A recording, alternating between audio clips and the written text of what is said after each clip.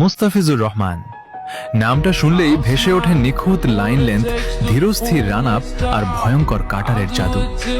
সাতক্ষীরার এক সাধারণ ছেলে থেকে আন্তর্জাতিক ক্রিকেটের কাটার মাস্টার হয়ে ওঠার গল্পটা আসলে স্বপ্ন আর পরিশ্রমের অসাধারণ মিশেল।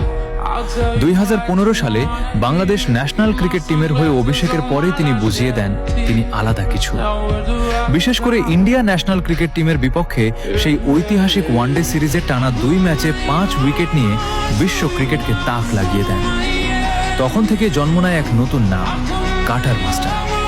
তার বল যেন রহস্যে মোড়া, একই অ্যাকশন কিন্তু হঠাৎ গতি কমে যায়, লাইন বদলে যায় আর ব্যাটসম্যান হয়ে পড়ে অসহায়।